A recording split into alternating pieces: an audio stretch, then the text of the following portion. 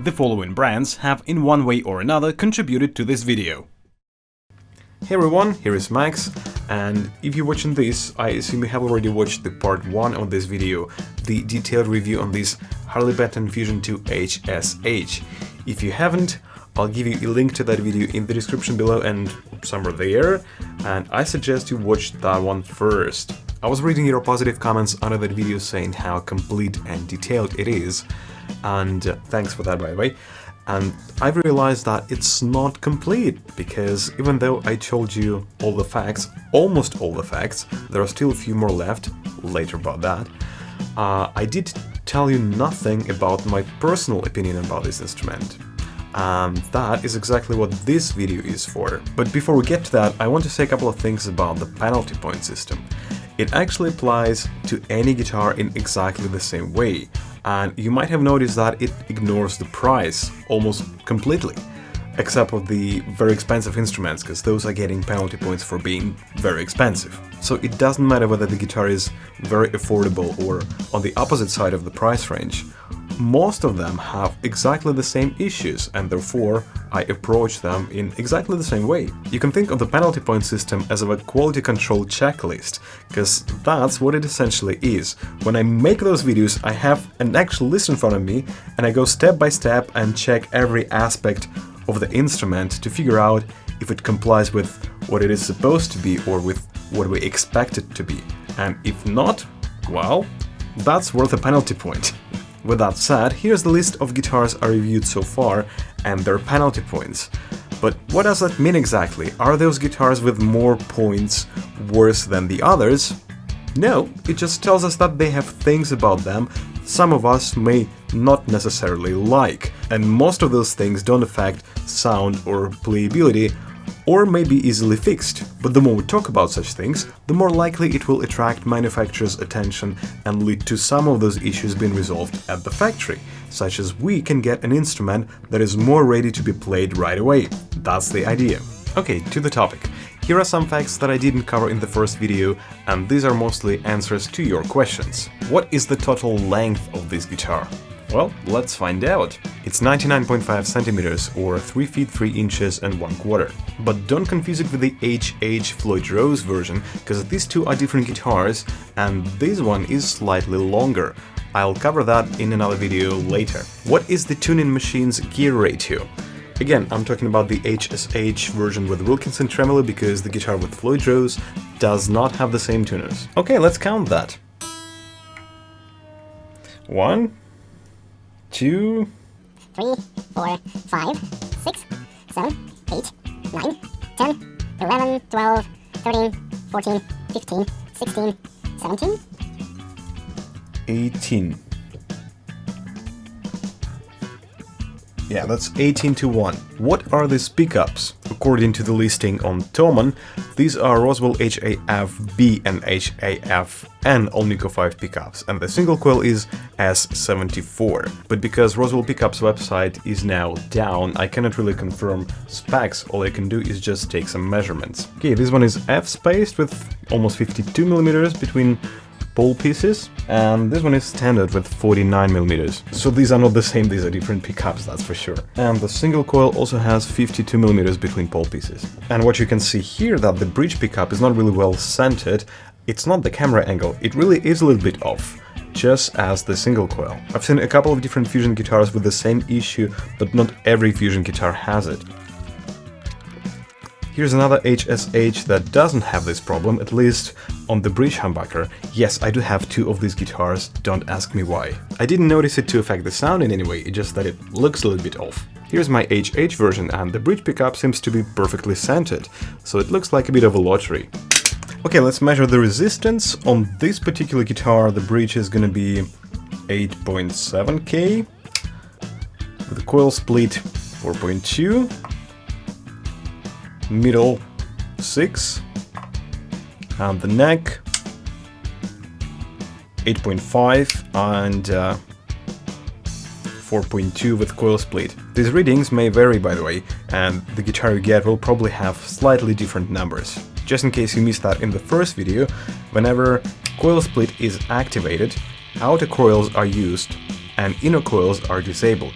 but you can always double check that with a screwdriver. For example, now it's gonna be full humbucker, outer coil, and the middle pickup alone, middle pickup and outer coil of the neck pickup, and neck pickup split, and full neck pickup alone. How tight are the controls? That is a very good question, because they are very tight and there isn't much grip, so if you want to do this, it may be harder than you expect it to be, and knobs don't really want to go all the way down or up that easily. The same works for the tone knob. Okay, and now it's time for the most interesting part for me, because I've never done this before, so it's gonna be a bit experimental, and it's about what I actually think about this guitar. Does it feel cheap? I mean, its price is $299. Does it feel like $299 guitar? No, I would say it feels more like $599 or $699 guitar.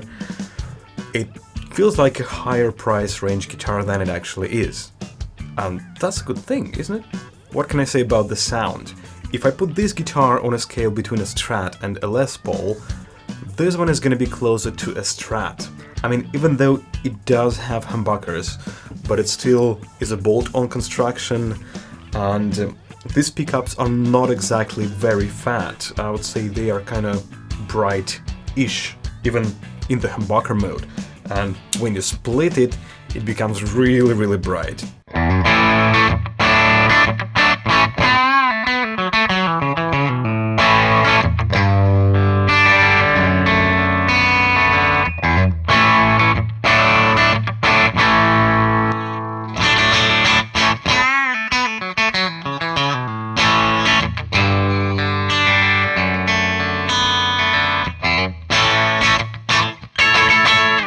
Yeah, I guess you could just hear that. It definitely is much closer to a Strat than it is to a Les Paul.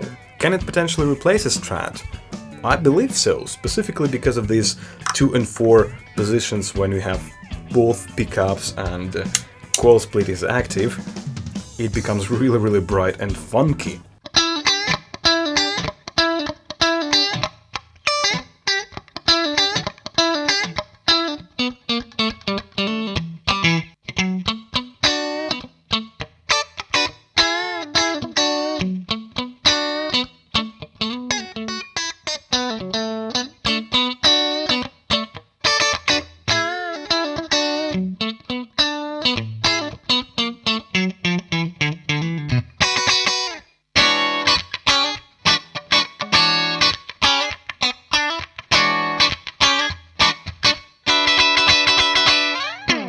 Which brings us to the next question.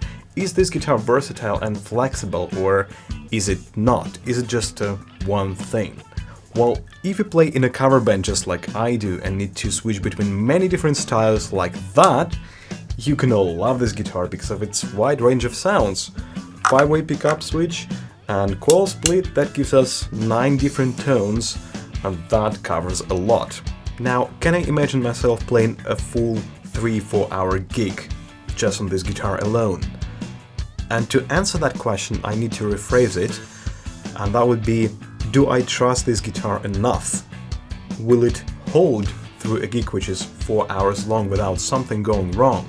And I'll tell you what, I do have trust issues when it comes to guitars without a Floyd Rose and without a locking nut, and this guitar has neither of them.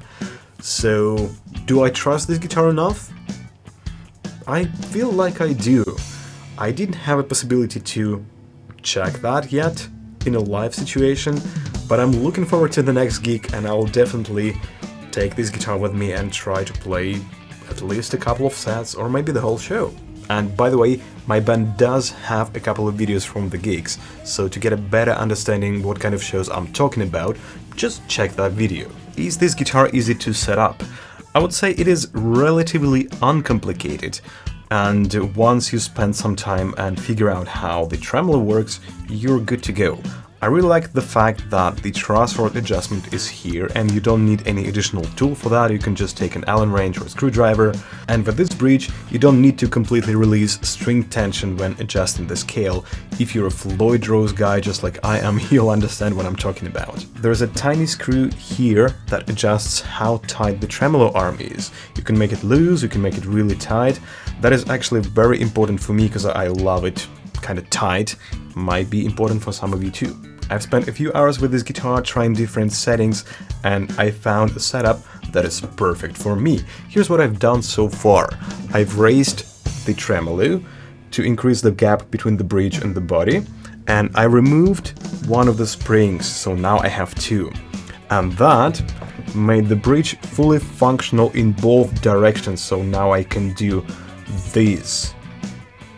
The bridge is now higher than before, and to compensate for that, I had to set saddles lower than they were. But there's enough room for adjustment, and it worked. I usually prefer higher action than probably most guitarists, but for the sake of the experiment, I've tried to set strings as low as possible, and I've managed to make it as low as about 1.2 maybe millimeters on the first string, and a little less than 2 millimeters on the sixth string, which is actually lower than I expected it to be, and it still feels comfortable for me. And the string height at the first fret is not too high, even compared to the second fret. It's just about right, so there should not be any tuning problems caused by a tall nut. Okay, now what would I change in this guitar if I was you? I can imagine that some of you guys may want to change the pickups. And I wouldn't go any further than that. Everything else is pretty solid actually. What would I change in this guitar for myself personally? Well, that's a completely different story, because you know, I'm a freak when it comes to different pickup combinations and sound options and stuff like that. But I would not change the pickups, I would just keep these, because I like the way they sound. I would actually begin with getting rid of noise, and you can see I have already done that with Velcro here at the headstock twice. Because I don't like this freaking harp. Let me put it back. Yeah, that's much better. And I have already muted the springs on the back, so these don't make any noise, they don't resonate. If I think about playing gigs on this guitar, I would change strap buttons and install strap locks. In fact, let's do it right now. So these are my favorite Dunlop strap lock buttons. That was one. Oh, this one is tight. Okay, that was two. Yeah, that's what I need.